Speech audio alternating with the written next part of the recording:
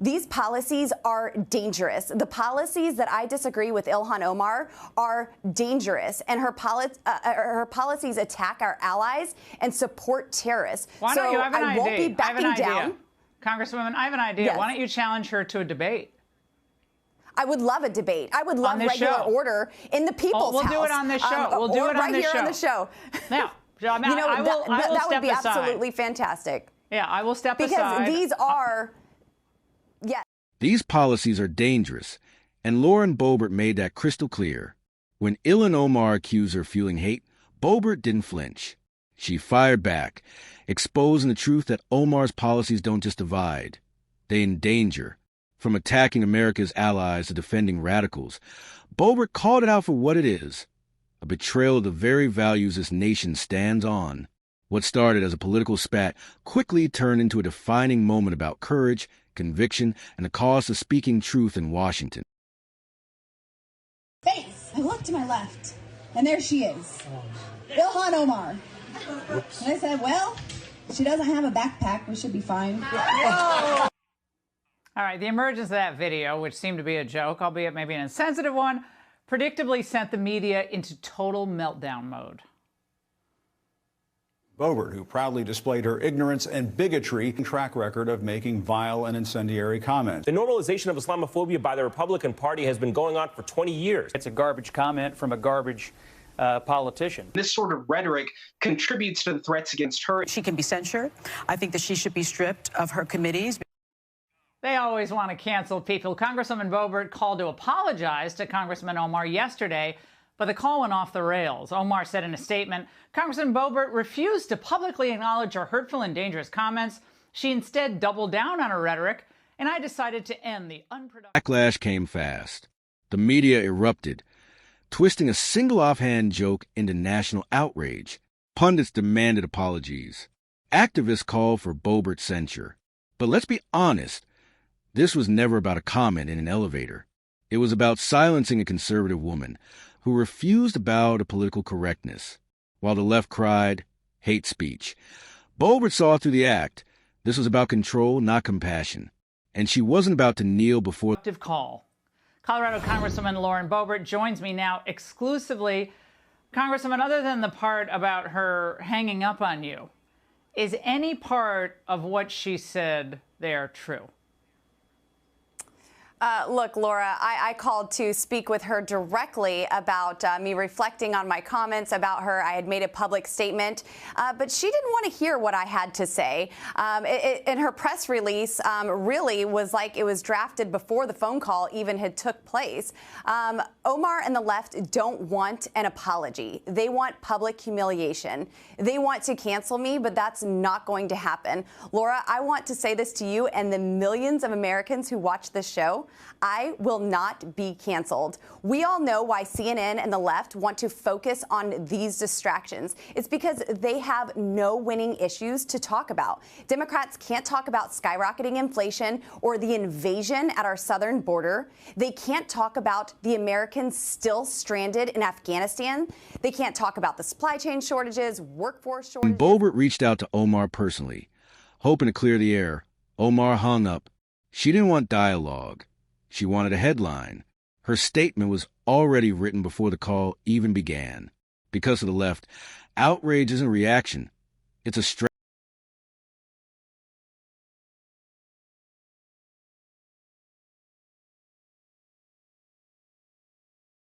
Or gas shortages. Why can't they talk about these crises? Because they caused each and every one of them. Democrat policies have failed. One-party order for 1 year, and they are failing every single American. So they'll focus on Ilhan's outrage rather than the outrage of the American people who are suffocating under Biden's failed regime. So isn't it important then that, and look, we all say things that are a little bit outrageous every now and then. So you're young, you just arrived in Washington, but they're gonna come after you because they think you're a threat. Right? You're an America First conservative. Right. They don't like you. They never did. They're never going to. You're never going to win accolades from the elites. They hate you. But you can't give them a bat to hit you over the head with either, which you kind of did with those comments. Do you recognize that? I think my statement reflects exactly that. I didn't apologize to appease Ilhan or the left or Nancy Pelosi or anyone else. I did that because I'm here to be a good congresswoman for the people who... Answer was simple. I will not be canceled. While Ilhan Omar talked about hurt feelings, Boebert talked about American family strategy. Boebert exposed that tactic for the world to see. Democrats need distractions. They can't talk about inflation or the border or crime, so they invent villains and scream about hate to hide their failures. And the left hated that reminder because it exposed the ugly truth they keep trying to hide. Sent me here to be their voice, the people who sent me to secure their freedoms. They know that I'll defend Israel and support our police. Unlike others who call Israelis terrorists and want to dismantle the police, I'll protect your right to keep and bear arms.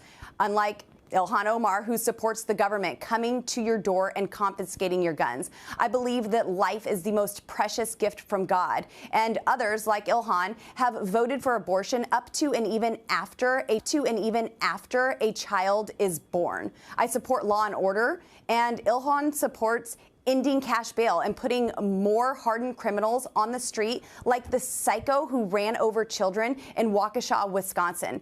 These policies are dangerous. The policies that I disagree with Ilhan Omar are dangerous, and her policies attack our allies and support terrorists. Why don't you have an idea? I won't be backing down. Congresswoman, I have an idea. Yes. Why don't you challenge her to a debate? I would love a debate. I would love regular order in the people's house. We'll do it on this show. We'll do it on this show. Right here on the show. Now, I mean, that would be aside. absolutely fantastic. Yeah, I will step aside. Because these are... Yes, these are the dangerous policies that are crippling our nation. And it's disheartening to see someone who hates America serving in the United States of Representatives. I love America. And at the end of the day, that is the fundamental difference here. And I would be happy to accept that invitation to have a debate right here on your show with Congresswoman Ilhan Omar. Now, she held a debate her. Ingram asked. Without hesitation, Boebert said, let's do it. She didn't back down. She didn't deflect. She said she'd take that debate any day, right on camera, for the world to see.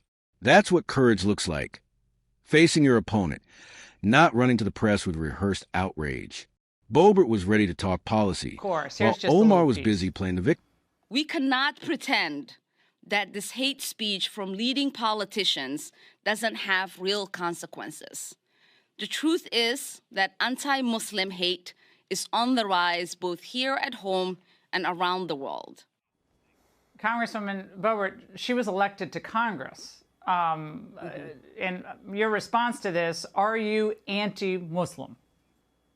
Oh, absolutely not. And I apologize to the Muslim community. And even Ilhan Omar brought up a man who was calling with death threats. And I fully believe that that man needs to be found by Capitol Police and held fully accountable, just like the men who have called with death threats against my family, against my staff, my restaurant, all in the past few days. They need to be found and held accountable. And you know how that's going to happen? By our brave law enforcement officers who I fully support and who Ilhan has disparaged and worked to defund. I certainly do not criticize anyone's religion or faith, and that is exactly why I released my statement to the Muslim community. Congresswoman Boebert, one would... Ilhan Omar's response? A press conference drenched in victimhood. She claimed Boebert's words fueled anti-Muslim hate, as if disagreement were the same as discrimination. But Boebert was clear. She condemned every threat and defended the Muslim community. Her fight wasn't against faith. It was against hypocrisy. The same Omar who voted to defund police now cries for protection. The same Omar who called Israel terrorists now claims to fight hate. America's not buying it anymore. Happening in Minneapolis post-George Floyd. One would think that Congresswoman Ilhan Omar would kind of focus on that, especially after the defund the police thing went down in flames and that referendum. Right. But you're the focus.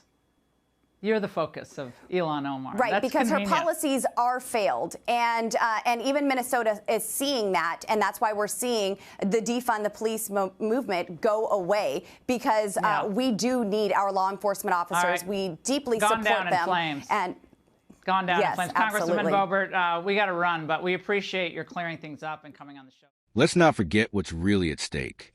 Ilhan Omar's policies, from open borders to defunding police, have left her own constituents less safe. Minneapolis is proof. Crime is rising. The city is fractured, and the same politicians who fuel the chaos pretend to be shocked by its consequences. Meanwhile, Boebert stands for law and order, for Israel, for American sovereignty. 2 congresswomen, 2 visions. One stands for flag, the other apologizes for it. Tonight. Hey, Sean Hannity here. Hey, click here to subscribe to Fox News YouTube page and catch our hottest interviews and most compelling analysis. This isn't just Boebert versus Omar. It's about 2 Americas colliding, one that believes in freedom, faith, and country, and another that feeds on division, fear, and control. The media won't show you this side of the story, but we will, because Lauren Boebert didn't just offend herself. She defended millions of Americans tired of being silenced for loving their country. And that's exactly why the left fears her.